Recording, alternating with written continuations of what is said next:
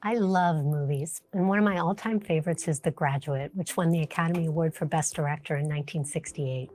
In a classic scene from the movie, recent college grad Benjamin Braddock, played by Dustin Hoffman, is pulled aside by his father's business partner, who tells him with mystical intensity, just one word: plastics. I lead CISA, America's Cyber Defense Agency, and I've got one word for you. And it's not cloud or visibility or analytics or zero trust or even ransomware. It's culture. Let me explain. I served in Iraq in 2007 during the surge when violence was at an all-time high. I was deployed there from the National Security Agency to lead our intelligence forces on the ground, and my team and I were asked to operationalize a new high-tech capability that would bring together all of the collection and theater and enrich it and correlate it and integrate it so we could illuminate terrorist networks, not in weeks or days, but in hours and minutes, and provide that actionable intel to the troops on the ground.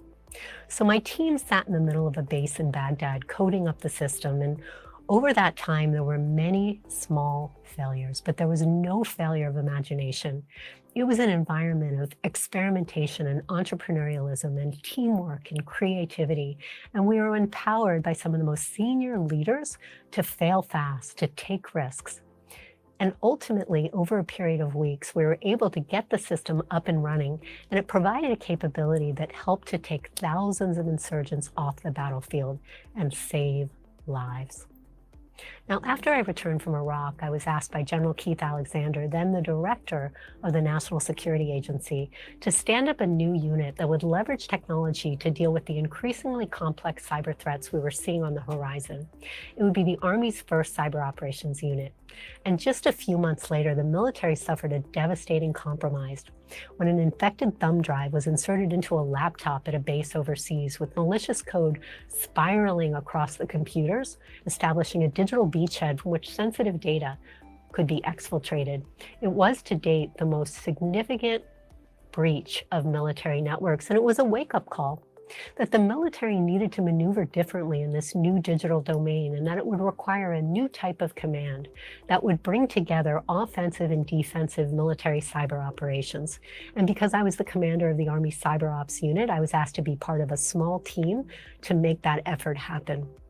It was me, Army Colonel Paul Nakasone, Navy Captain T.J. White, Air Force Colonel S.L. Davis, all operating out of a small office on the 8th floor of NSA headquarters, working for General Alexander and Deputy Director Chris Inglis, who empowered us to design and create a new cyber warfare command.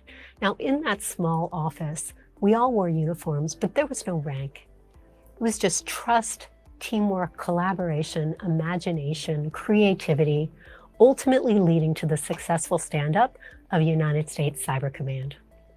Now, the common thread in each of these stories, and really a thread that's been pulled from my earliest days as a West Point cadet, to my time at Morgan Stanley building our Cybersecurity Fusion Center, to my current role at CISA, leading America's Cyber Defense Agency, and that common thread is not about operational success. It's about the environment that allows that success to be possible. In a word, culture. As the saying goes, culture eats strategy for breakfast. And in my view, it's the key to success in the field of cybersecurity, because ultimately cybersecurity is not about technology, it's about people. And unlocking the power and potential of people requires situating them in great organizational culture. You know, our world is incredibly digitized and connected, with a volume, variety, and velocity of data expanding exponentially. And that connectivity has brought us much good. But as we've added more data points, more devices, more platforms to the internet, we've created more points of failure, and we've increased the attack surface for threats. So now there's a cyber attack roughly every 40 seconds, 10% of websites lead you to malware. Cybercrime damages are expected to cost the world $10.5 trillion by the year 2025, the same year when we expect there to be 3.5 million unfilled cybersecurity jobs around the world. So the question is, how do we grow a diverse cyber workforce to develop innovative approaches to countering increasing cyber threats? And how do we incentivize the current workforce some exhausted, some burnt out, to stay in the field, to thrive even? Well, the answer is that we as leaders have to create organizational cultures where our people love what they do, respect their colleagues, are empowered by their leaders, and feel like they're making a difference every day.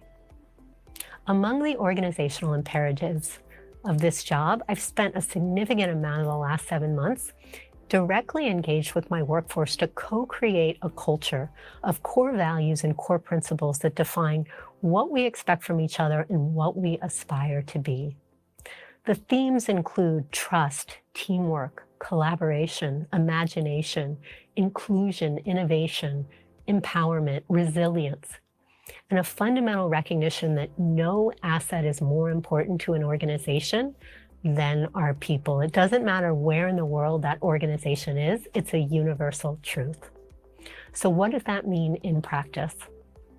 Well, it's a culture that recognizes the importance of creating an environment of psychological safety where everyone feels they can be their authentic self, where they feel empowered and supported and cared for and always treated with dignity and respect. It's why we're instituting workshops promoting psychological safety across our workforce at CISA.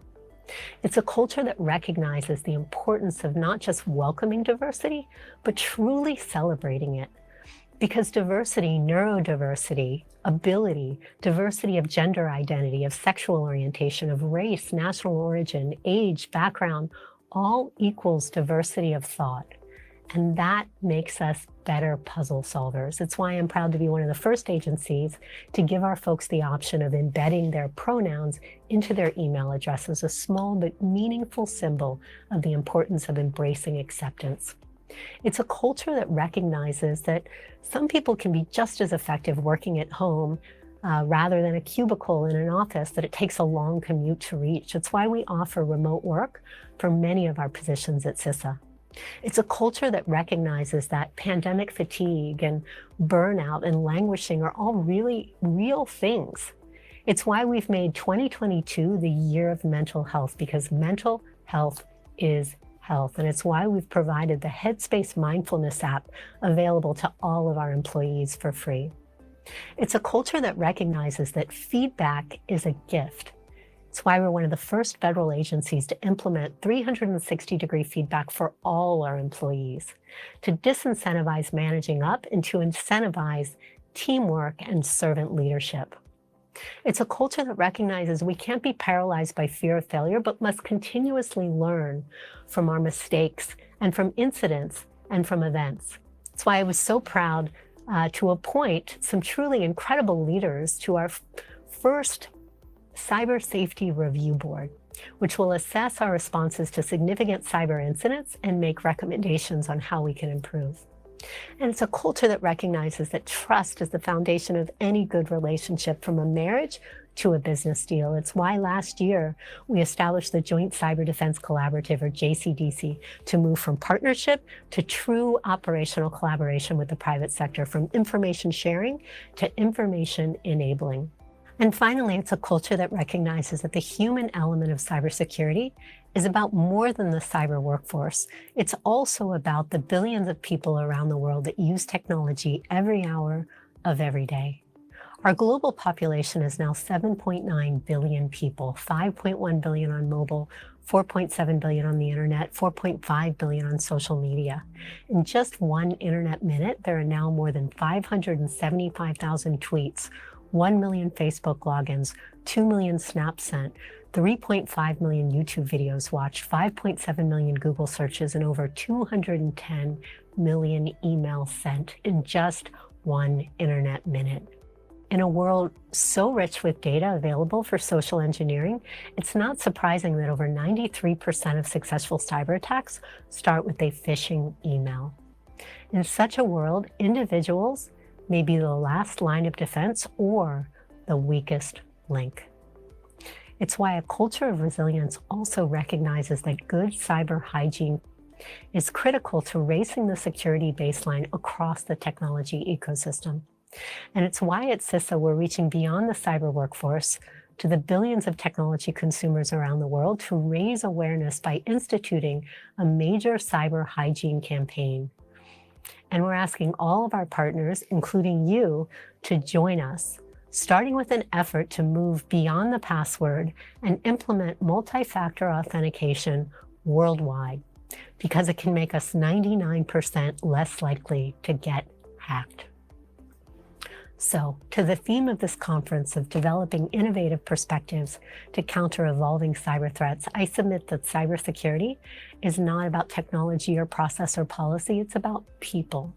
And it's the responsibility of all of us as leaders to create organizational cultures that inspire people and make it easier for everyone using a device to protect themselves. Creating such cultures requires intentionality and relentless optimism, and an acknowledgement that at the end of the day, we spend most of our waking hours at work, so it's incredibly important to love what we do, to feel like we're making a difference, and to have fun doing it. Because to end on another movie line, this one from one of the greatest hacker films ever, life moves pretty fast. If you don't stop and look around once in a while, you might miss it. Thank you.